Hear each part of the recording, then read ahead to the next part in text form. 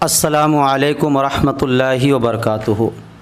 प्यारे नाज़रीन, उम्मीद है कि आप खैर व आफ़ियत से होंगे। आज के दौर में चाहे मस्जिद में काम करने वाले इमाम हो या मदरसे में पढ़ाने वाले उस्ताद हो, देखा जाए तो तनख्वाह मामूली तनख्वाह दी जाती है। मुश्किल से 10,000 12,000, इससे ज़्यादा किसी को नहीं मिलती है। अब आप बताइए कि 10,000 में आप अपना गुज़र बसर कैसे करेंगे।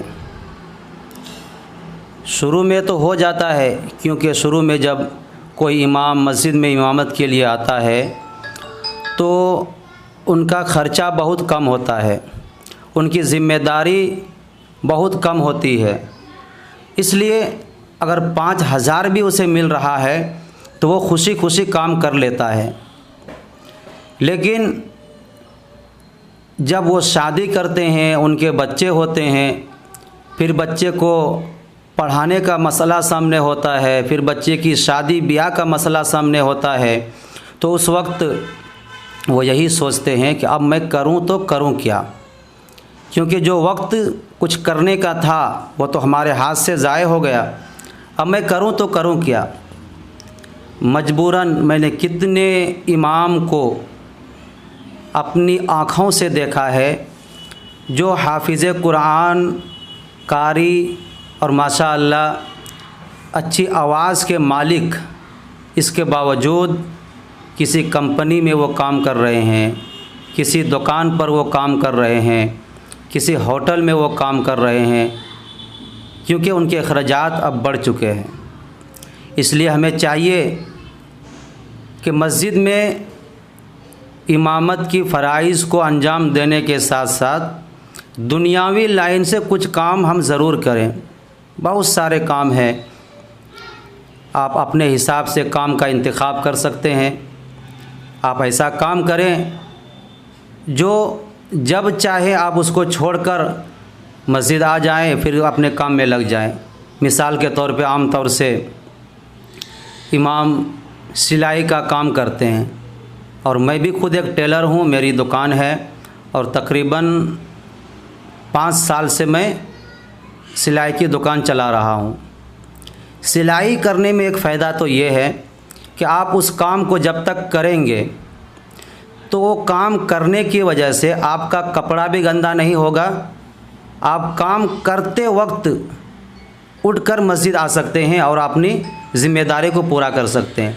फिर आप नमाज़ पढ़ा करके फिर अपनी दुकान पर आइए, अपनी मशीन पर बैठिए और काम कीजिए। तो सिलाई का ये फ़ायदा है।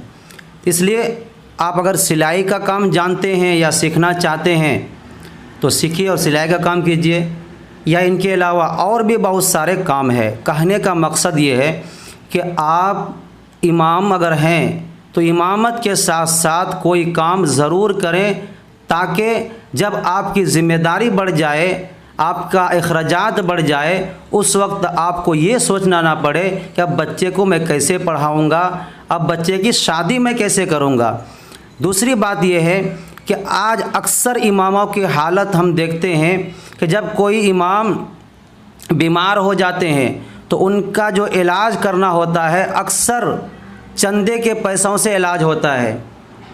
क्यों हम इमामत करने के दौरान अपना बैंक बैलेंस इतना ना बना लें कि अगर हमारी परेशानी, अगर कोई तकलीफ़ हमारे पास आती है, अगर मैं कभी बीमार खुदा ना खास्ता पड़ता हूँ, तो इलाज के लिए हमारे अकाउंट से ही पैसा खर्च होगा।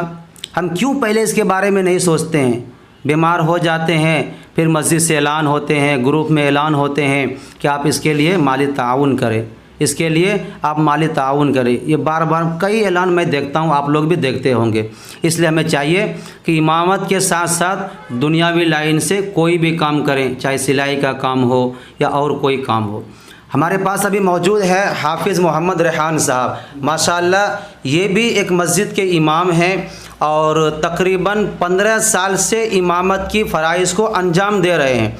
और ख़ुशी की बात यह है कि ये इमामत के साथ साथ दुनियावी लाइन से, सिलाई के लाइन से ये अपना कारोबार चला रहे हैं। और माशाअल्लाह ये समझ लीजिए कि ये अपना दीन भी बना रहा है और दुनिया भी बना रहा है, दोनों को साथ साथ लेकर के चल रहे हैं। ये बहुत अच्छी बात है। जब मैं इनके पास आया और इनका लाइफ स्टाइल मैंने देखा तो मुझे बहुत पसंद आया और मैंने सोचा कि ये मैसेज दूसरे इमाम तक पहुंचना चाहिए, दूसरे इमाम तक ये चीज़ जानी चाहिए, ताकि जो इमाम अपने वक्त को सोने में, घूमने में, फ़ोन पर बात करने में बर्बाद कर देते हैं, वो इसको देख करके कुछ हासिल करें।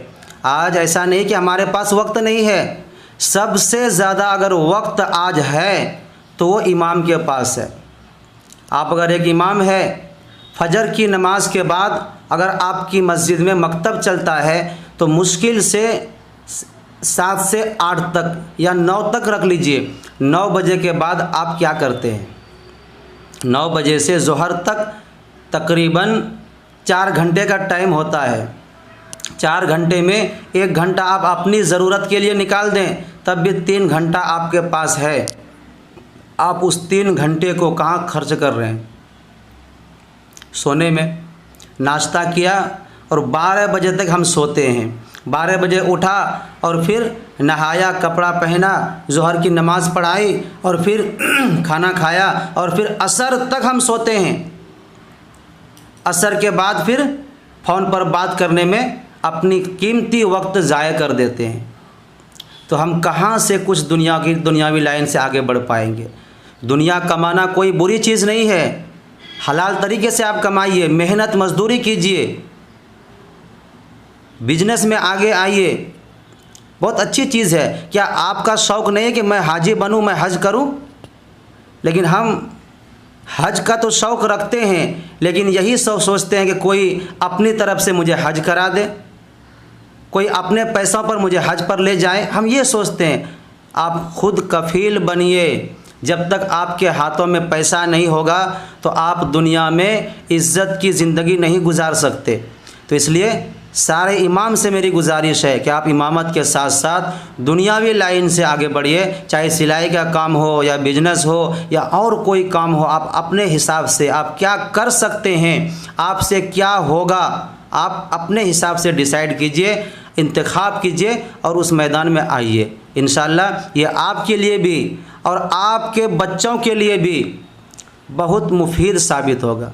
तो ये हमारे पास हाफिज़ मोहम्मद रेहान साहब है। आइए इन्हीं की ज़ुबानी 1 मिनट में सुनते हैं कि कितने साल से ये इमामत का काम कर रहे हैं और सिलाई का काम इन्होंने कैसे सीखा और क्या आखिर इसके पास मसला ऐसा आया कि सिलाई का काम सीखने पर ये मजबूर हो गया। आइए से सुनते हैं। अस्सलाम वालेकुम। अस्सलाम रहमतुल्लाहि व बरकातुहू। आप कितने साल से इमामत कर रहे हैं? तकरीबन 10 साल से। 10 साल से, माशाअल्लाह, बहुत अच्छी बात है। और सुना हो, और जैसे मैंने अभी आपको देखा कि आप मतलब सिलाई कर रहे थे, तो आखिर आप तो मदरसे के पढ़े लिखे लोग हैं, हाफिज़ कुरान है माशाअल्लाह। आम तौर से लोग यही सोचते हैं कि जो मदरसे से निकले हुए लोग होते हैं वो तो दुनियावी लाइन से वो उसके पास तो अकल ही नहीं होती है। वो यही समझते हैं कि ये मस्जिद में किसी मस्जिद में रहेगा, मुअज्जिन का काम करेगा, इमामत का काम करेगा या किसी मदरसे में काम करेगा। आमतौर से दुनियावी लाइन से उलमा को, इमाम को कोई उसमें शामिल भी नहीं करते। तो आपके जहन में ये बात कहाँ से आई कि मुझे सिलाई का काम सीखना चाहिए और माशाल्लाह आपने सीखा और आज कई काम कर रहे हैं? दरअसल उस वक्त जब पहली वर्ष इमामत कर रहे थे और उसके बाद शादी उदी हुई, अखराजात बढ़े तो परेशानी होने लगे और उस घर में से जो मस्जिद की सैलरी उससे पूरा नहीं हो रहा था। घर के अखराजात, हॉस्पिटल जाना, बीमार हो जाते थे और बहुत मतलब आप भी शादीशुदा है तो मतलब बहुत तरह की परेशानी आते हैं। उसके बाद जहन में आया कि अगर दूसरा कोई काम करते तो इमामत छोड़ना पड़ेगा या इमामत करते तो कोई काम नहीं कर सकते। तो आसान काम ढूंढे और उसके बाद मेरे 1-2 साथी, उनसे भी मशवरा किए। मैं आपको भी एक बार कॉल किए थे तो आप बोले कि मैं सिलाई सीख रहा हूँ, सिलाई भी कर रहा हूँ और इमामत भी कर रहा हूँ। तो उससे जहन में आया कि शायद मैं भी एक चीज़ कोशिश करता हूँ। सही बात। उसके बाद धीरे धीरे हमने कोशिश की और कुछ चंद साथी से मुलाकात किए जो इस लाइन से जुड़े हुए हैं। उससे मुझे कुछ फ़ायदा मिला और उससे बात की, उन लोगों ने अपना इल्म दिया, अपना वक्त दिया, जिसकी वजह से मैं इस लाइन में हूँ और अल्लाह के फजल से दुनिया भी मिल रहा है और आखिरत भी मिल रहा है। इमामत भी कर रहा हूँ, साथ साथ में सिलाई भी चल रहा हूँ। मतलब ऐसी है कि अल्लाह ने इतना दे दिया कि किसी का मोहताज नहीं हूँ बस। अच्छा, आप दूसरे इमामों के लिए आप क्या कहेंगे जो आमतौर से अपना वक्त सोने में, फ़ोन पर बात करने में गुजार देते हैं, हालांकि उनके पास काफ़ी वक्त होता है, वो चाहें तो उस वक्त को इस्तेमाल करके वो कुछ बन सकता है, लेकिन हम देखते हैं कि अक्सर इमाम सोकर ज़िंदगी बर्बाद कर देते हैं और जब उनके पास कोई परेशानी आती है तो फिर परेशानी से निकलने के लिए फिर चंदा के अलावा दूसरा कोई रास्ता नहीं मिलता। तो आप ऐसे इमामों को क्या कहेंगे? उससे यह है कि जो अभी वक्त कम है और अगर उम्र कम है और नए नए इस लाइन में जुड़े हैं, इमामत के लाइन में, मदरसे के लाइन में, तो उससे है कि कुछ पहले सीख लीजिए। मतलब बहुत तरह की सिलाई नहीं है, सिलाई के अलावा बहुत काम है जो घर में बैठ के कर सकते हैं। और मैं भी कोई दुकान नहीं रखता हूँ, बस रूम में ही, अपने रूम में ही काम करता हूँ। अल्लाह की वजह से बहुत सारे देखा हूँ कि रमज़ान में इमामों को सोने का वक्त बहुत मिलता है, लेकिन हमारे पास इतना थे कि रमज़ान मुश्किल में 24 घंटे के अंदर समझ लो कि 3 से 4 घंटा जो रात में मिल जाता था, वही बाकी दिन में तो वक्त नहीं मिलता था। फिर नमाज़ पढ़ाना, तरावी पढ़ाना, साथ में सिलाई करना। और इससे होता है कि सिलाई से होता है कि जो बहुत सारे आदमी, नए नए आदमी जुड़ते हैं, आजू बाजू बगल में जितने मोहल्ले होते हैं, शहर होते हैं, तो चिन्ह पहचान होते हैं कि नहीं इमाम है यहाँ पर, यहाँ है। इससे इंसान का फ़ायदा दोनों फ़ायदा होता है। इसलिए ये चाहिए कि इसमें जुड़ के रहना चाहिए। कोई भी एक काम मतलब एक ही, और जो नए बच्चे इसमें आ रहे हैं इमामत के लिए, उससे पहले है कि वो इमामत से पहले कोई काम सीख लें। सही बात। क्योंकि अगर 6 महीने उसमें लगा देंगे तो मान के चला गया मदरसे से पढ़ाई ख़त्म कर दिया, उसके बाद डायरेक्ट इसमें इमामत में लग रहे हैं, उससे पहले कि 6 महीना साल किसी में लगा लीजिए कि हो सकता है कि साल भर आपको तकलीफ़ हो पाए, पैसे की कमी हो जाए, पैसे ना मिले या ऐसी परेशानी हो सकता है। लेकिन वो साल अगर 6 महीना लगा देंगे तो उसके बाद अगर आप इमामत घुसेंगे तो उससे 6 महीने जो आप परेशानी झेले साल भर, उससे साल में तो आप इसको पूरा कर सकते हैं, पूरा कर लें। और वो उसको पूरा करने के बाद नहीं है, आप ज़िंदगी भर इससे फ़ायदा सिलसिला फ़ायदा उठाते रहेंगे। सिलसिला फ़ायदा मतलब इससे जारी रहेंगे और इससे फ़ायदा आप उठाएँगे, आपके बीवी बच्चे उठाएँगे, आपके परिवार उठाएँगे, आपके रिश्तेदार उठाएँगे। आप किसी के सामने मोहताज नहीं होंगे। बड़ी बात यह है कि बाकी अल्लाह से दुआ करेगा अल्लाह किसी को मोहताज न बनाए, अल्लाह के अलावा किसी को मोहताज न बनाए। अच्छा हजरत, अभी आपकी तनख्वाह कितनी है? क्योंकि आम तौर से लोग यही सोचते हैं कि इमामों की जो तनख्वाह है, कुछ लोग तो सोचते हैं कि ये लोग बहुत कमाते हैं, कुछ लोग सोचते हैं ये लोग बहुत कमाते हैं, बहुत खाते हैं, बहुत ऐश करते हैं। लेकिन जो इस लाइन में है और जो इस फील्ड में है, जो मस्जिद में काम कर रहे हैं, उसको पता है कि इमामों की तनख्वाह कितनी होती है। तो आपकी तनख्वाह इस वक्त कितनी है? 9,000 रुपये। 9,000। खाना पीना कुछ नहीं? कुछ नहीं। आप फैमिली से हैं? फैमिली से यहीं पे है? यहीं पर। फैमिली के रूम का किराया? कुछ नहीं। कुछ नहीं। तो आप देखिए कि ये एक इमाम साहब से मेरी बात हुई कि 9,000 इनकी तनख्वाह है और ना उसमें खाना है और ना रहने का रूम है। अब आप बताइए कि अगर आप किसी शहर में इमामत करेंगे तो अगर आप सिर्फ खाने का खर्चा अगर जोड़ते हैं तो सिर्फ खाने का खर्चा एक दिन का 150 तो पड़ ही जाएगा अगर आप बना कर खाते हैं। लेकिन अगर आप होटल में खाते हैं तो एक टाइम का नाश्ता अगर आप करेंगे तो 100 रुपया चला जाएगा। अब बताइए 9,000 रुपये इनको दे रहे हैं मस्जिद की कमेटी और उसी में खाना है, उसी में रूम का किराया बांधना है, उसी में बीवी बच्चों का खर्चा भी देखना है। अब बताइए 9,000 में कैसे ये पूरा कर पाएगा? और यही खर्चा सिर्फ खर्चा नहीं है कि चलो इतना हो गया, बल्कि उन्हीं 9,000 में फिर माँ बाप को भी घर भेजना है, माँ बाप को भी देखना है। तो आप कैसे बताइए कैसे पूरा कर पाएंगे? बहुत मुश्किल काम है ना।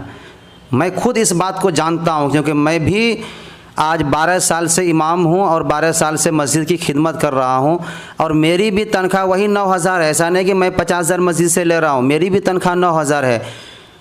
और मैंने भी यही महसूस किया कि तनख्वाह तो बढ़ने वाला है नहीं, और अगर हम तनख्वाह के चक्कर में पड़ते हैं तो साल में 10 मस्जिद 12 मस्जिद बदलना पड़ेगा। जहाँ गए बस यही तनख्वाह, यहाँ से वहाँ, वहाँ से यहाँ। तो मैंने सोचा कि यही एक हल मेरे पास है कि एक मस्जिद को हम पकड़ लें और एक मस्जिद को हम अपना क़ियामगाह बना लें और यहाँ से हम कुछ दुनियावी लाइन से काम करें। और आज माशाल्लाह मैं कर रहा हूँ, सिलाई का काम कर रहा हूँ, मेरी दुकान है और उसी से समझिए अपना घर भी चला रहा हूँ, अपने बीवी बच्चों को भी चला रहा हूँ और अपने बच्चों को पढ़ा भी रहा हूँ। और आप लोग दुआ करें कि अल्लाह ताला ऐसा ही चलाते रहे। लेकिन आपसे मेरी गुजारिश है कि आप अपना वक्त सोने में ज़ाय मत कीजिए। उम्मीद है कि आज का ये वीडियो आपको पसंद आई